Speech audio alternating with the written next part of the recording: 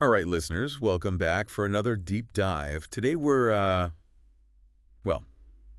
we're looking at a match that had me kind of baffled, to be honest. Oh, yeah. It's Wolves, you know, Yeah. against Manchester United. Big rivalry. Huge rivalry. Yeah, tons of history between these two clubs. And Wolves actually, Mm. they broke their losing streak against Manchester United. Wow. But the way they did it, it was just wild. Okay. I mean, we're talking a goal straight from a corner, a red card that like totally flipped the game on its head. Yeah. We've got this match report here. And I really want to dig into how this all went down. Yeah, it's really interesting when you look at it on paper before the match. Right. It seemed like a total David and Goliath situation. Mm-hmm. Wolves with their new manager, Vítor Pereira. 2 wins in a row. Yeah, they were on a high. 2 wins from 2 games. And then you had Manchester United kind of struggling down in 14th place. Yeah, rough start for them. Yeah, but football's funny like that. Never predictable. It rarely goes the way you expect it. Exactly so. We had this, kind of an upset brewing, Yeah. potentially, but Yeah. what was the first half like tactically? I'm curious about how that played out. So the first half, it was like a real chess match. Okay. Very tactical. Both teams, actually, Yeah. They came out with the same formation, Right. 4-4-2. So you had a really, congested midfield. It felt like both managers were, prioritizing defense. Oh, so playing it safe a little bit? Almost. Yeah, a little bit afraid to commit too many players forward. Yeah. Did anything stand out in terms of attacking play? Honestly, the first half it was a lot of long shots, a couple of headers, nothing really clear cut. Okay. But Matthias Cunha for Wolves. Okay. I thought he was really impressive. His footwork was really something else. Quick turns, clever dribbling. But Yeah. even he couldn't quite break through that Man U defense. So even Kuna's like individual brilliance wasn't enough to get a goal in the first half. No, it wasn't. So what changed in the second half? Well, the turning point was definitely that red card.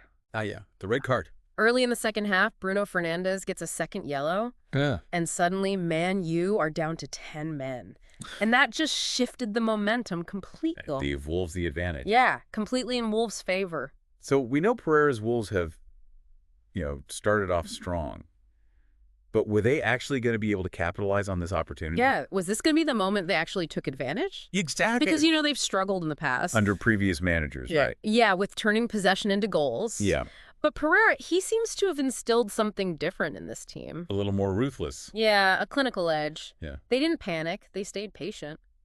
And then, well, you saw what happened. The corner kick goal. I got to admit, when I read that in the match report, I thought, no way that can't be right. It's not something you see every day, a goal straight from a corner. Yeah. It's pretty rare. Yeah, it was bizarre. So Cunha takes the corner, whips in a dangerous ball, and Onana, the Man U keeper, Yeah. he just completely misjudges it, and the ball sails over everyone's heads and straight into the net.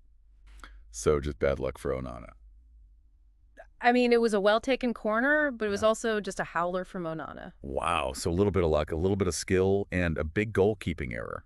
The perfect recipe for a surprising lead. But, Man U, they're not just going to give up, are they? No, of course not. They brought on the big guns, Casemiro, Anthony Garnacho, Why? trying to get that equalizer. But even with those attacking substitutions, they just couldn't find that final cutting edge. Wolves' defense was really well organized. They held strong. So they weathered the storm. They did. But then just to make things worse for Man U, Wang Hee-chan scores late in the game to seal the win for Wolves. Yeah. And it was a classic counterattack. Man U pushing forward, desperately trying to equalize. Needing those gaps at the back. Exactly. And Wolves took advantage perfectly. Wang's finish was clinical. Pereira must have been ecstatic. Oh, I bet he was. This wasn't just a win. It was like a statement. Wolves are a completely different team under Pereira. It seems like it's Back-to-back clean sheets out of the relegation zone. huge turnaround. What a turnaround. And then for Man U, Yeah. this is their third loss in a row? Not the start they were hoping for. Ouch. So, it really makes you think, It does. has Pereira cracked the code at Wolves? Can he keep this momentum going now? Turn them into a real contender? And for Man U, is this a sign of like bigger problems? Are they lacking, the discipline, the mental toughness to compete at the top? Yeah. So many questions. Well, this match was definitely a roller coaster, surprising goals, a real tactical battle, and in the end, a result that could have some major implications for both these teams. Absolutely. I don't know about you, but I'm even more excited to see how the rest of the season plays out. Definitely. I'm hooked. Me too. All right, everyone, thanks for tuning in for another deep dive. Catch you next time. We'll see you next time.